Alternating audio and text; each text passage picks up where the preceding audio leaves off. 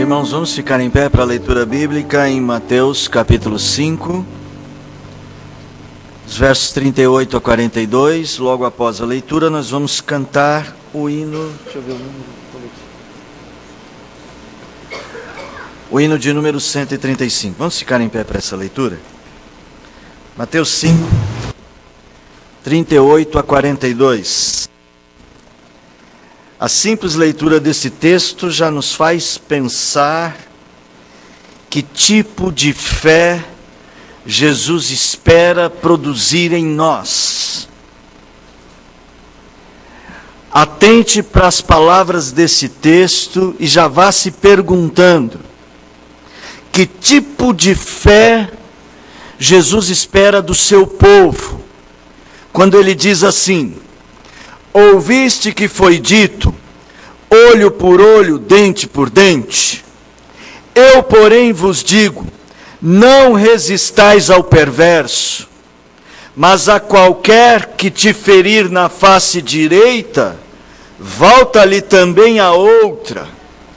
E ao que quer demandar contigo e tirar-te a túnica, deixa-lhe também a capa.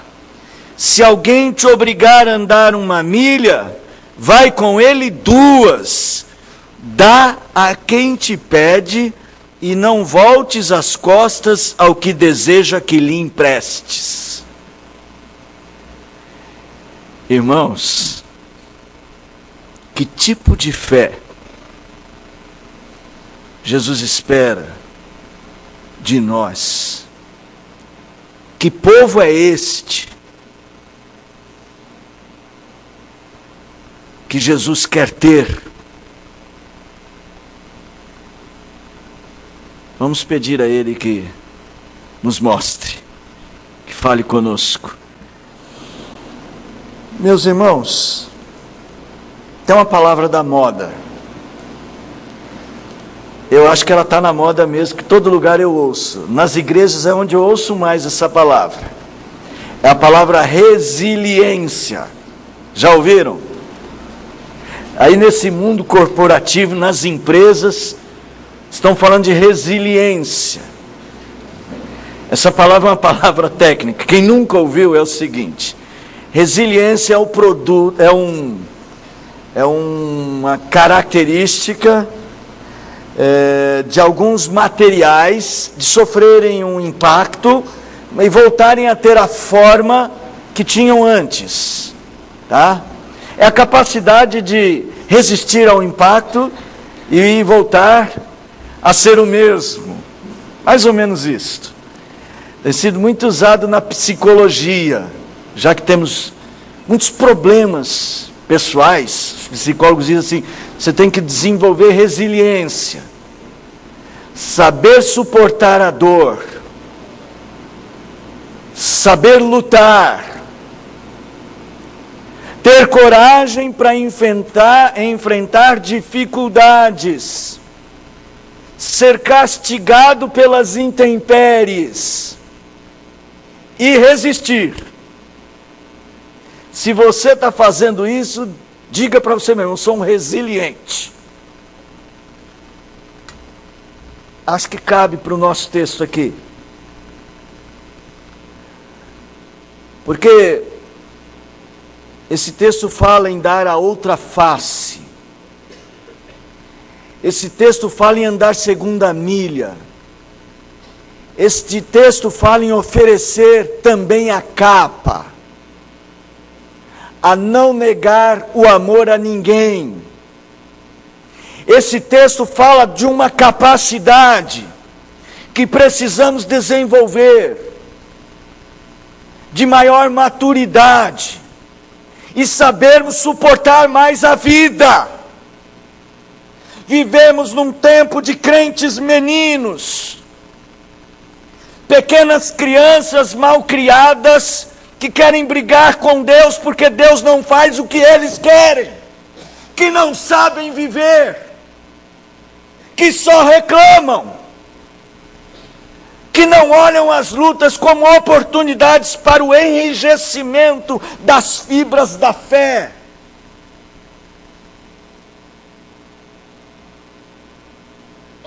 Meus irmãos, Jesus está falando de uma capacidade que precisamos desenvolver. Ter uma fé corajosa, uma fé resistente. Ele não escondeu nada de nós, ele disse: no mundo passais por aflições, tende bom ânimo. O apóstolo Pedro diz assim, que a nossa fé poderia ser contristada por várias provações, testada, como Tiago disse, em muitas tribulações manter a alegria, saber suportar a vida. Você precisa deixar esse lugar cômodo, do crente criança, do crente que olha a vida com covardia. Quando ele chamou Moisés, Moisés disse: eu não posso. Deus disse: pode. Quando ele chamou Jeremias, Jeremias disse: eu sou só uma criança. E Deus falou: mas você vai.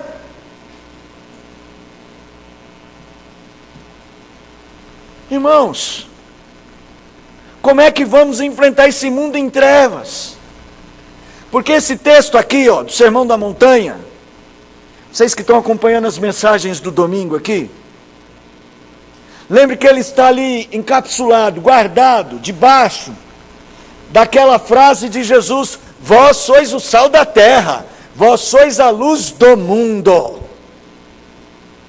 Nós temos uma tarefa difícil. Esse mundo apodrecido, esse mundo em trevas, precisa de nós, mas não de crentes meninos, covardes. Ao contrário, precisa de gente de valor, não de crentes que fazem o que os outros fazem, mas crentes que fazem a diferença. E todo esse capítulo 5, Jesus diz assim: vós sois a luz do mundo, vocês têm que brilhar para que eles vejam a vossa luz e glorifiquem a vosso Pai Celeste. E ele começa a dar exemplos. E ele começa dizendo assim: como é que se brilha? Cumprindo a lei. Como é que cumpre a lei? Não igual aos judeus, muito mais sério do que eles. Aí Jesus diz assim: lembra o que foi dito aos antigos? Não matarás. Ele aprofunda: aquele que odiar seu irmão está matando. Não adulterarás. Aquele que olha com um olhar cobiçoso já está adulterando. Ele está dizendo como.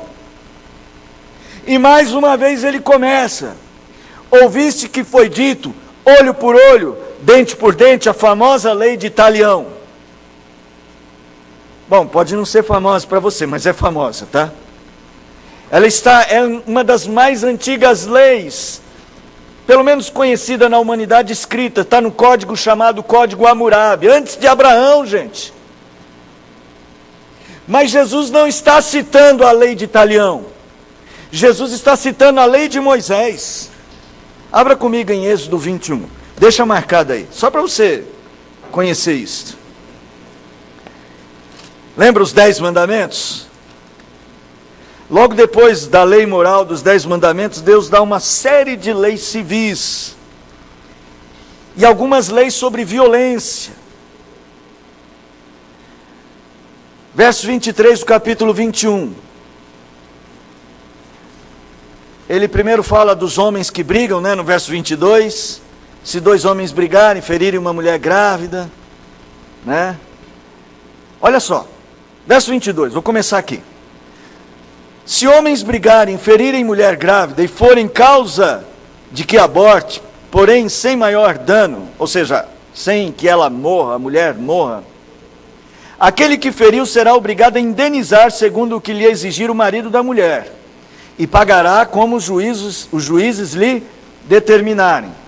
Mas se houver dano grave, então darás vida por vida, olho por olho, dente por dente, mão por mão, pé por pé, queimadura por queimadura, ferimento por ferimento, golpe por golpe.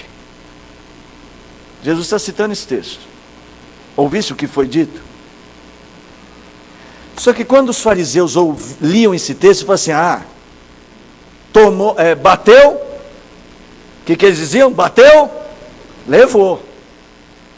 Eles usavam esse texto para vingança pessoal. Eles diziam, está na Bíblia. Eles gostavam de dizer isso, viu? Está nas Escrituras, está na Torá. Está lá na lei de Moisés. Tem uma coisa que eles adoravam assim, não está escrito na lei de Moisés, olho por olho, dente por dente. Então, fulano bateu, levou. Mas isso não é o espírito da lei. A lei não ensina isso. Quem é que decide o que o outro vai pagar? Lembra o verso 22 de Êxodo? Os juízes. A lei, ela diz assim, não existe vingança pessoal, mas existe justiça. Dá para entender a diferença? Você não faz vingança com as próprias mãos, ou não faz a lei com as próprias mãos, mas existe a justiça. Agora Romanos capítulo 12. Desculpa eu ler vários textos, só para a gente embasar um pouco o que eu vou dizer hoje. Embasar um pouco mais, tá? Romanos 12.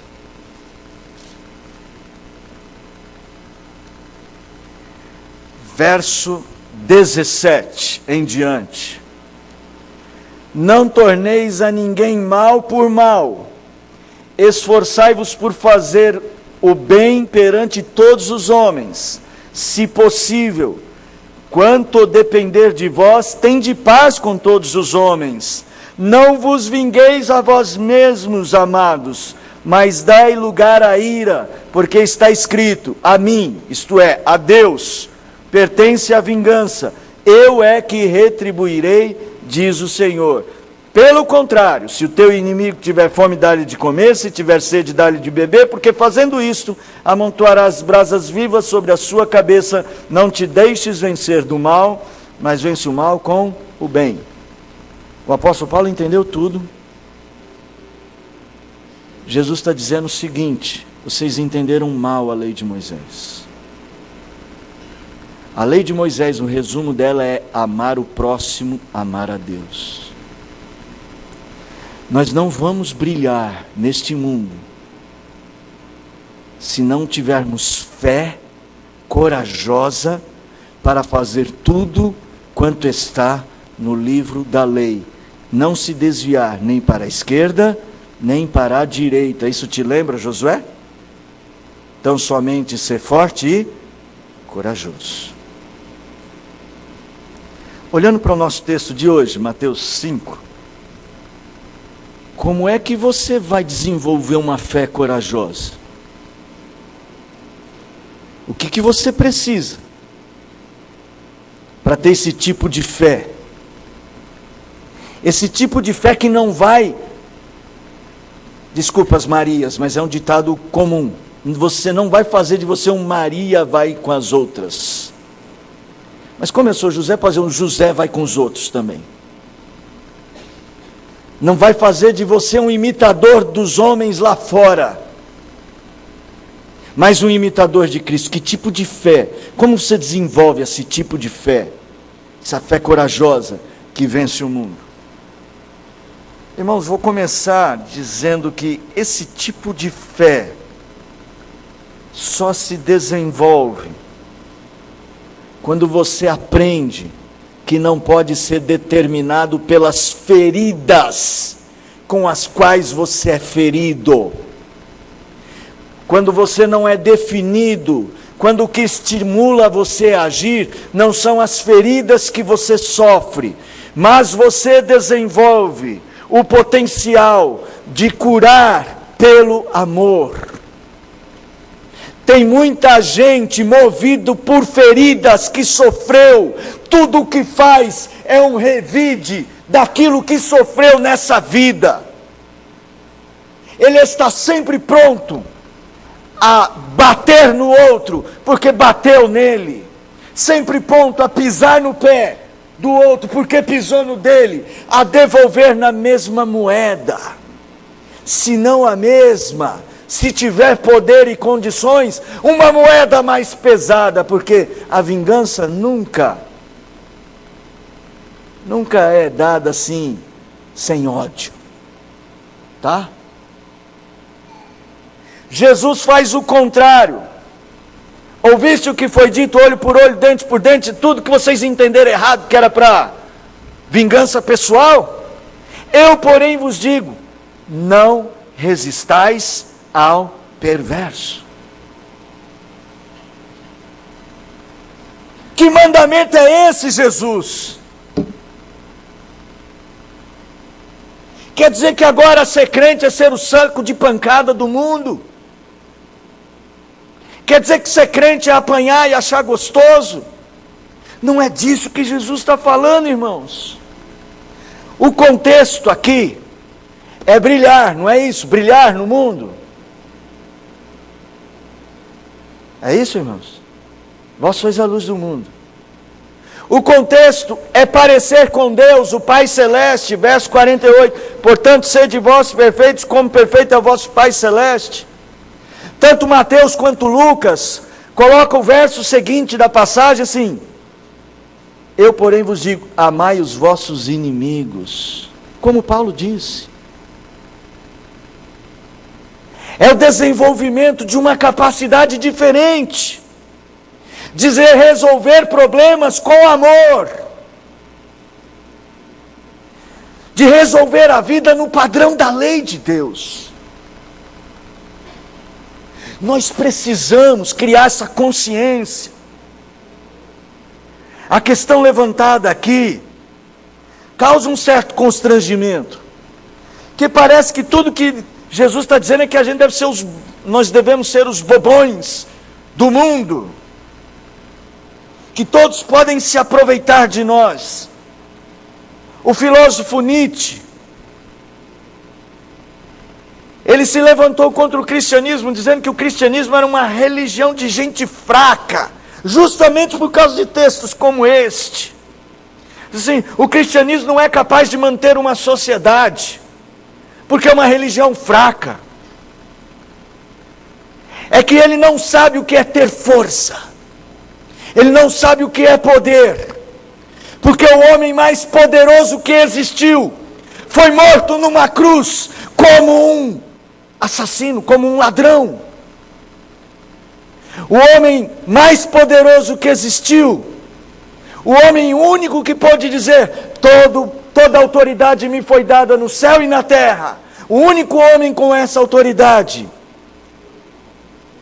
foi cuspido, foi chicoteado, e não abriu a sua boca. Nietzsche não sabia o que é poder, irmãos. Assim como o mundo não sabe, e assim como muito crente também não sabe. Tem um hino que cantamos aqui que ele fala assim, com o poder do amor. Às vezes é só uma canção, não é verdadeira, quando cantamos. Jesus está propondo, não o cristianismo que Nietzsche achava que era fraco. Jesus está propondo uma nova maneira de entender o que é poder. O padrão do evangelho e da vida cristã, este padrão que Jesus coloca aqui, não é para fracos mesmo. Para gente que não tem coragem. Não resistais ao perverso. Jesus não está falando para você, seu saco de pancada. Ele só está dizendo para você olhar as intempéries da vida e até os inimigos de um jeito diferente. É por isso que ele vai mandar você amar o inimigo.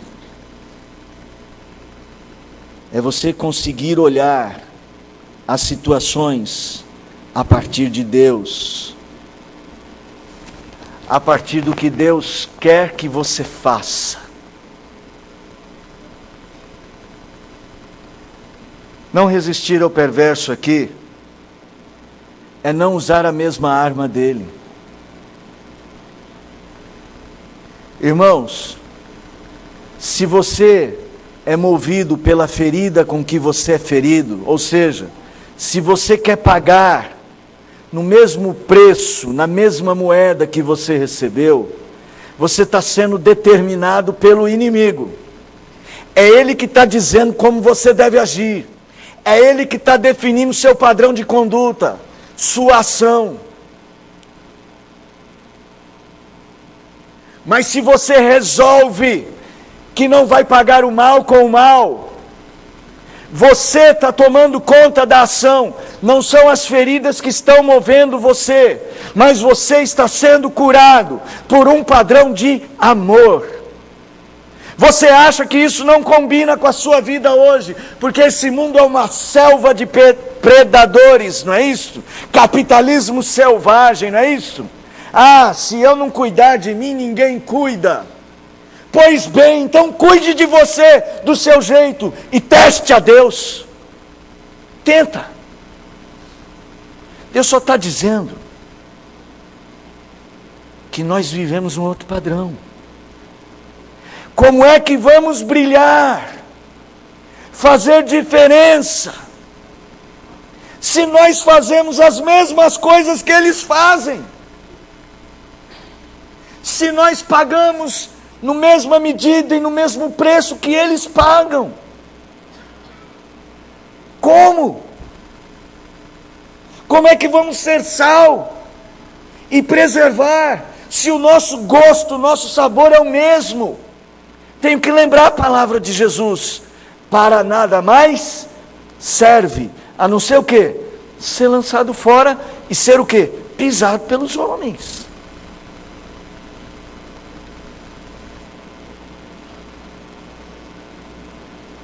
Quando você começar a viver assim,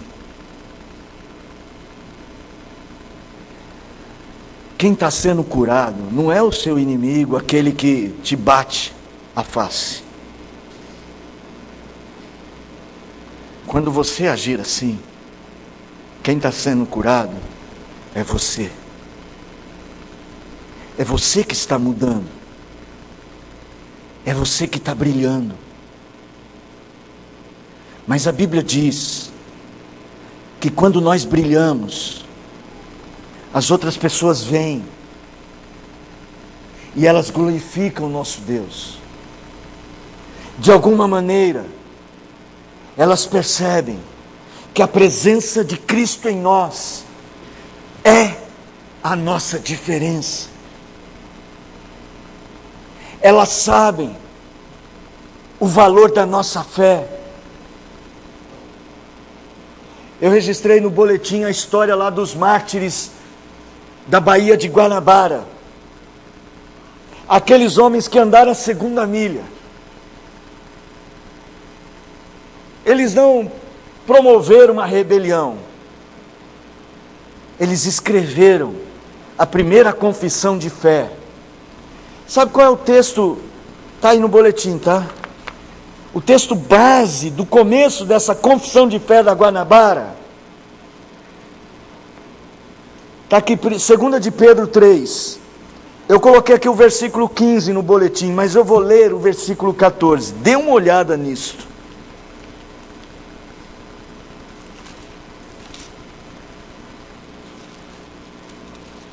Irmãos, é 1 de Pedro, eu pus segunda, é 1 de Pedro 3, 14. Vou ler o 13, vou ler completo. Ora, quem é que vos há de maltratar se fordes zelosos do que é bom, mas ainda que venhais a sofrer por causa da justiça? Estou escrevendo a confissão de Guanabara. Bem-aventurados sois, não vos amedronteis, portanto, com as suas ameaças, nem fiqueis alarmados. Antes, santificai a Cristo como Senhor em vosso coração, estando sempre prontos, preparados para responder a todo o que vos pedir, a razão da esperança que há em vós, fazendo todavia com mansidão e temor, com boa consciência, de modo que naquilo que falam contra vós outros, fiquem envergonhados os que difamam o vosso bom procedimento em Cristo. Irmãos, depois vocês leiam esse texto. Que chamado maravilhoso para uma fé corajosa. Nós precisamos aprender, se queremos ter uma fé corajosa, nós precisamos aprender a não sermos determinados pelas feridas, mas desenvolver o potencial de cura pelo amor. Mas como eu não tenho a noite toda, eu tenho que ir adiante. Olha o que disse Mateus, que registrou Mateus, a Sermão da Montanha, verso 39 ainda. Mas a qualquer que te ferir na face direita, volta-lhe também a outra. Espera aí, existe aqui uma regra. Olho por olho, dente por dente, eu digo, nada disso. Não resistais, não usem as mesmas armas do perverso. E agora ele vai dar alguns exemplos. E ele começa dizendo o seguinte: o que te ferir na face direita, volta-lhe também a outra. Espera lá. Isso é querer apanhar. Irmãos, o que nós precisamos vencer é uma maldade que está concentrada dentro do nosso coração. O pecado nos deu uma nova natureza, uma natureza pecaminosa, que não tínhamos antes da queda, ou seja, que a humanidade não tinha antes da queda. E essa natureza pecaminosa, ela é egocêntrica. Você tem que ter certeza disso. É por isso que Jesus diz: negue-se a si mesmo, tome a tua cruz e siga-me. Essa nossa natureza faz com que a gente pense sempre primeiro em nós, depois nos outros. Talvez pensar naqueles que são bons para nós. Olha o que Jesus diz no verso 45. Verso 46. Porque se amardes só os que vos amam, que recompensa há nisto? Até os ímpios fazem isto. O que Jesus está dizendo? Se alguém te ferir a face direita, volta a outra. Irmãos, aprendi uma coisa aqui muito importante com um servo de Deus num livro que ele escreveu. O servo é John Stott. Ele escreveu um comentário sobre o Sermão da Montanha. E é lógico que para preparar esse material tive que ler de novo. E o John Stott diz o seguinte, que aqui Jesus ensina algo sublime. Eu também achei sublime isto. Se alguém errar contra você, se alguém te ferir por alguma razão, não fuja, não revide, ofereça uma chance para que essa mesma pessoa, num próximo momento, consiga acertar. Vou dar um exemplo. Você emprestou um dinheiro, não recebeu de volta. Você cobrou, não recebeu. Que duro, hein? Mas você pode oferecer a segunda chance. Por alguma razão, alguém pecou contra você. Eu não estou dizendo que você deve ser alguém que de acordo com os erros dos outros. Mas você vai ver o outro sempre com uma oportunidade dele se consertar. Eu sei que quando fala de dinheiro, o bolso, a sua cara fecha, o seu bolso parece ter um zíper automático, um escorpião sai de lá de dentro feroz e fala: de novo não. Não é que Jesus está falando para você não corrigir, não ensinar. Ele só está dizendo que é possível que uma pessoa que tenha pecado contra você tenha uma chance de aprender, de ser desafiado a acertar. Jesus fez isso com Pedro. Jesus fez isso com a mulher pega em adultério. Ela foi pega em flagrante adultério. Eles queriam apedrejá-la. Jesus disse: tudo bem, apedreja, quem não tiver pecado apedreja. Aí todo mundo foi embora. Mas isso não muda que aquela mulher era adúltera. Jesus diz para ela: vá e não peques mais. É dar uma nova chance. Pedro havia negado Jesus. Aí Jesus chega para Pedro e fala assim, depois da ressurreição: tu me amas? Senhor, eu estou meio sem graça, eu te neguei, será que o Senhor vai acreditar em mim? Aí, para provar, Jesus chega e fala assim: cuida da minha noiva, apacenta as minhas ovelhas. Você faria isso? Cuida da minha noiva, cuida da minha igreja, da menina dos olhos de Deus. É dar a face, a oportunidade, para que o outro que errou acerte. Quem somos nós para julgarmos uns aos outros? No Sermão da Montanha, no capítulo de número 7, não julgueis, para que não sejais julgados.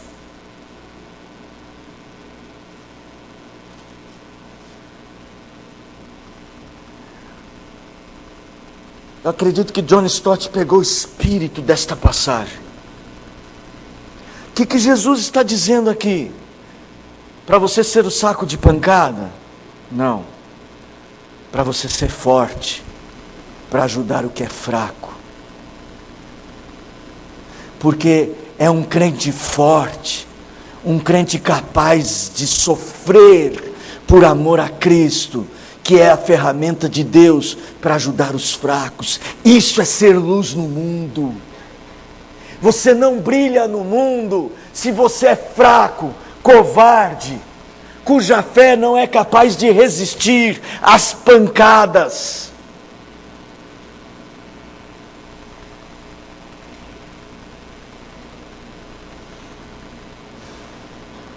Geralmente queremos retribuir, ensinar uma lição, talvez ser mais malvados do que foram malvados conosco. Mas Jesus diz diferente.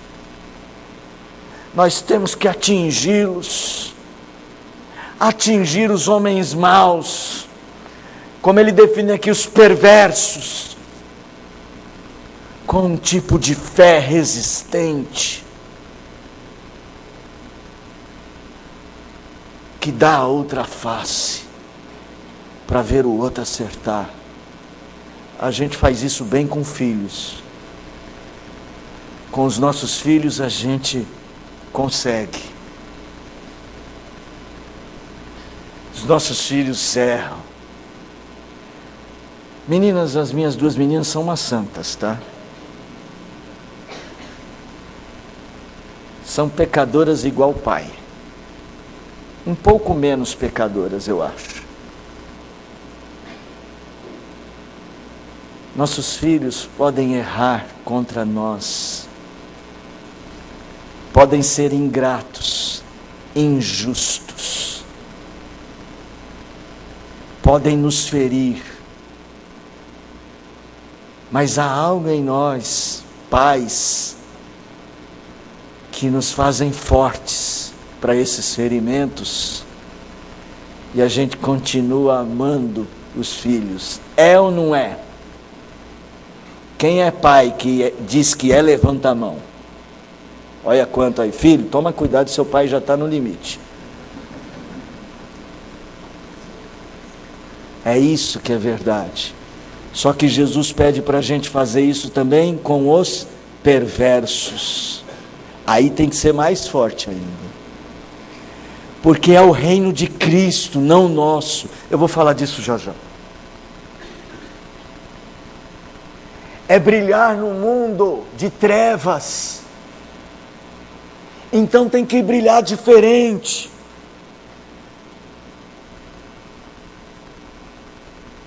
Se vamos iluminar o mundo em trevas, precisamos aprender a lidar com as pessoas, com a crença de que a luz que nos atingiu e mudou a nossa vida pode atingir outras pessoas. Só que os holofotes que fazem essa luz brilhar somos nós.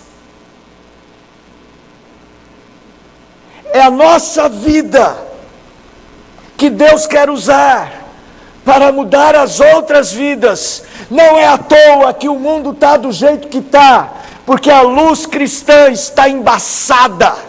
A lâmpada dos crentes está com brilho fraco. Porque temos muitos crentes fracos, sem coragem para seguir e imitar Jesus.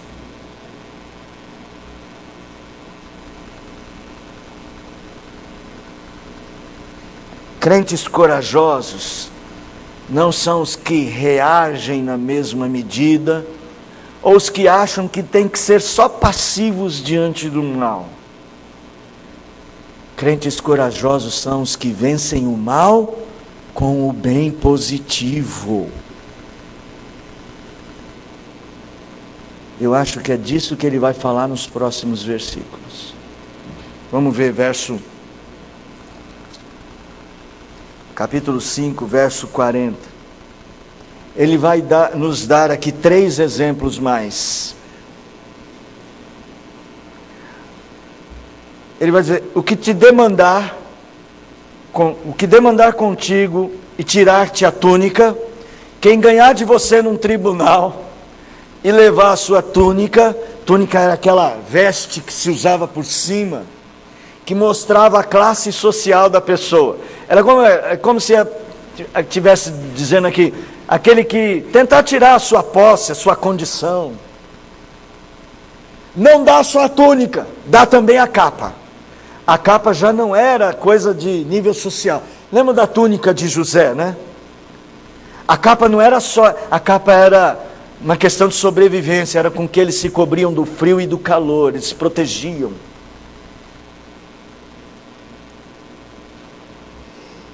Ele vai dizer mais, ele vai dizer: se alguém lhe obrigar a andar 1 milha, vai com ele 2.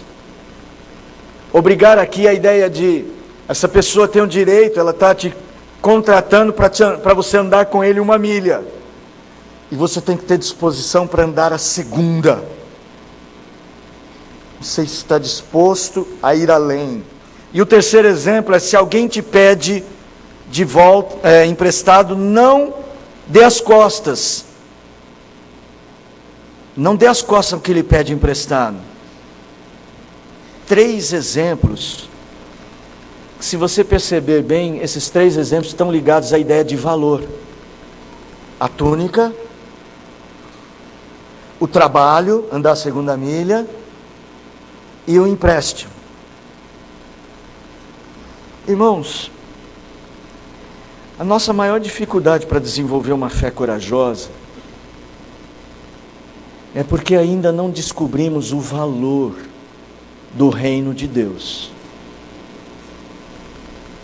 E aí a gente fica comparando o reino de Deus e o nosso reino aqui na terra, e a gente trabalha mais pelo nosso reino.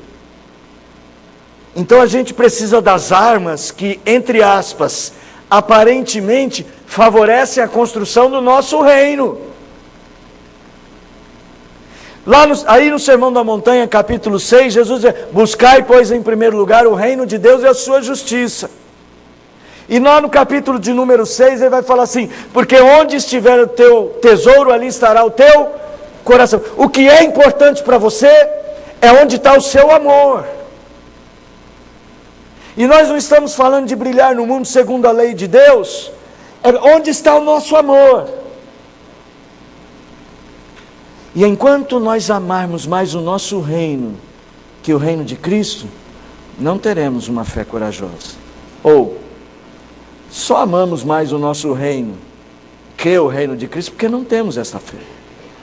Então vou dizer o seguinte: que para ter uma fé corajosa que vence o mundo, é necessário ver mais valia no reino de Cristo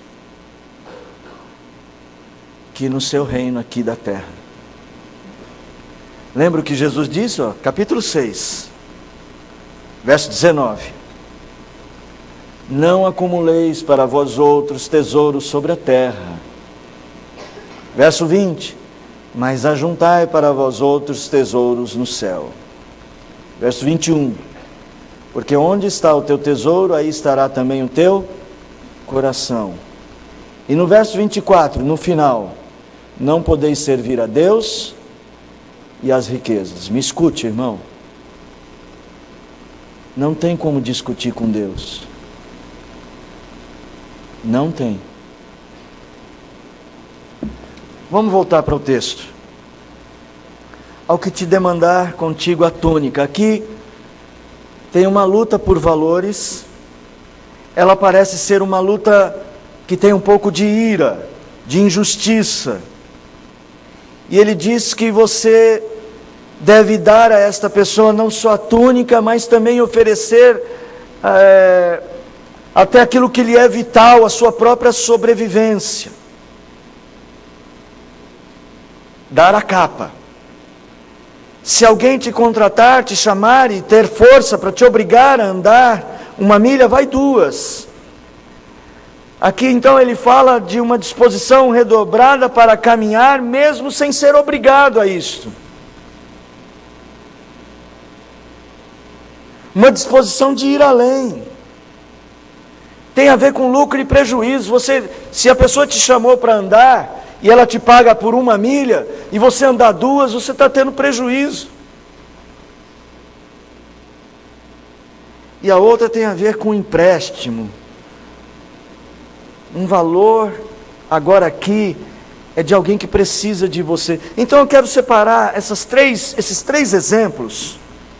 Dizer que no primeiro exemplo, você tem que ver o valor do reino de Cristo e o seu reino pessoal e pensar o seguinte: eu tenho que aprender a perder no reino pessoal por amor ao reino de Cristo, mesmo quando essa perda foi injusta. Quando alguém tentar tirar o que é meu, ainda assim, eu preciso mais do reino de Cristo do que do meu. Não sei, irmão, se isso você consegue entender. Quando os apóstolos foram perseguidos, tiveram que abandonar as suas casas. E muitos deles tiveram de perder a vida. Como Estevão. Lembram de Estevão? Sabe como é que ele termina a sua vida? Apedrejado.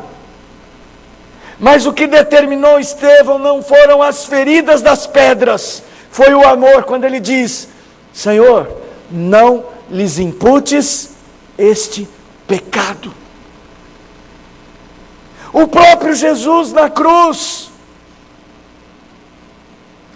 perdoa-lhes, porque eles não sabem o que fazem. Era injusto, mas ainda assim, o amor determinou estes homens, porque o reino de Cristo vale mais. Não perca um amigo por causa de dinheiro. Não perca a sua família pensando só no seu reino pessoal. Não perca seus filhos. Não perca a sua fé. Não perca a oportunidade de brilhar. O outro exemplo é de alguém que tem talvez o direito e o poder de te exigir. Perder voluntariamente, decidir perder, porque alguém exigiu. O primeiro era injusto, agora aqui está alguém exigindo, te obrigando a andar 1 milha, você vai além. Nós temos que ser pessoas que fazem a diferença, que nós somos resistentes, resilientes, sabemos dar mais que receber, sabemos oferecer. Isso precisa de ter fé madura para isso. E por fim, saber perder quando os outros precisam que percamos.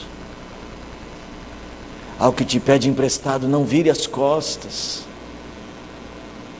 Ao que deseja que lhe emprestes, não vire as costas. Saber perder quando as pessoas precisam que percamos. Para isso precisa ter uma fé vitoriosa. Em todos estes casos, o reino pessoal e o desejo pessoal cedem espaço para algo maior, de maior valia, a vontade de Deus, o plano de Deus, a lei de Deus, o reino de Cristo.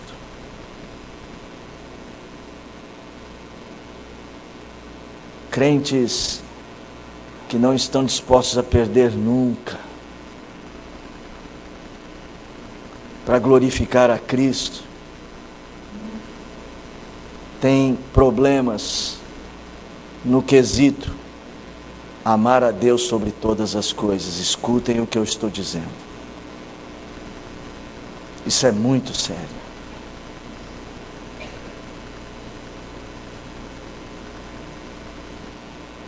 Só uma fé corajosa pode te dar suporte para você aprender a curar pelo amor e não ser determinado por feridas. Vou repetir tudo, tá? Só uma fé corajosa pode te dar suporte para você aprender a dar aos outros a oportunidade de acertar. Só uma fé corajosa pode fazer de você um homem sábio, que sabe perder quando é necessário perder, para ter a Cristo. Lembre-se de Paulo. Considerei tudo perda para ter a Cristo. Porque para mim, o viver é Cristo, o morrer é lucro. Que? É trabalho demais trabalhar na obra do Senhor?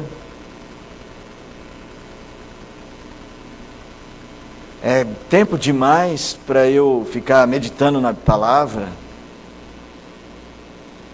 É exigir demais que eu esteja ao lado daquele irmão encrenqueiro, difícil?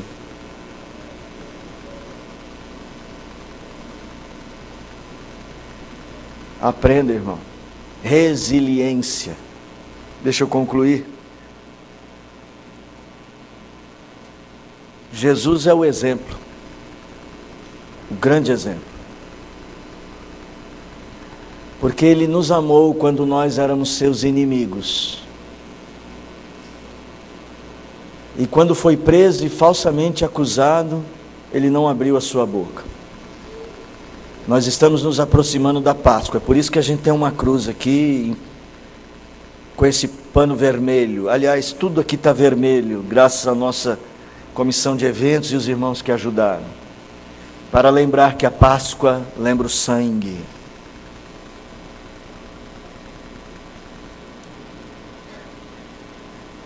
Ele tinha uma fé corajosa. Fé que vence o mundo. No mundo tereis aflições, mas eu venci o mundo. Aí João, o único que estava lá na cruz vendo, escreveu lá em 1 João: esta é a fé que vence o mundo. Se você ainda não tem essa coragem, precisa buscá-la. Precisa orar.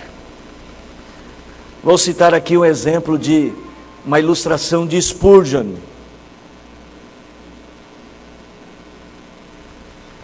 Spurgeon diz que esse texto fala da bigorna e não do capacho.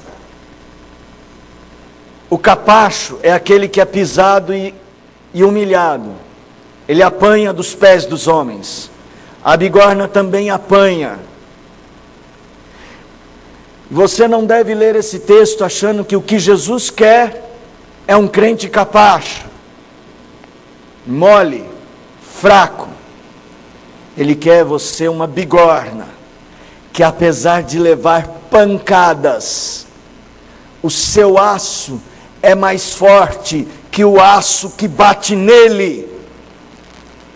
Porque a bigorna tem que ser mais densa, o seu aço, o seu metal tem que ser mais denso, porque ao sofrer a pancada, ela é ferramenta para mudar o mundo.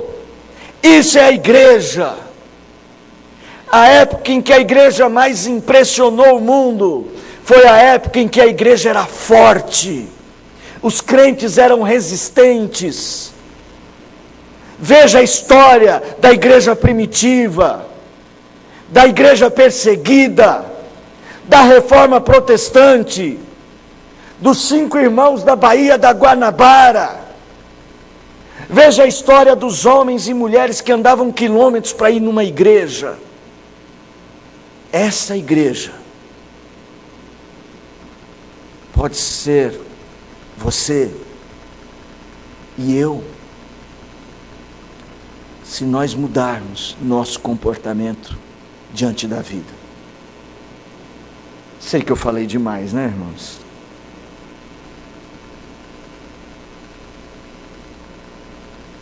Tudo depende muito de como o seu coração está e de você realmente descobrir qual é o valor que controla a sua vida. Sem medo, vá para casa e fale com Deus. O que é que controla a minha vida? Qual é o amor? Buscai primeiro o reino de Deus e a sua justiça, e todas estas coisas vos serão acrescentadas. Aleluia, aleluia.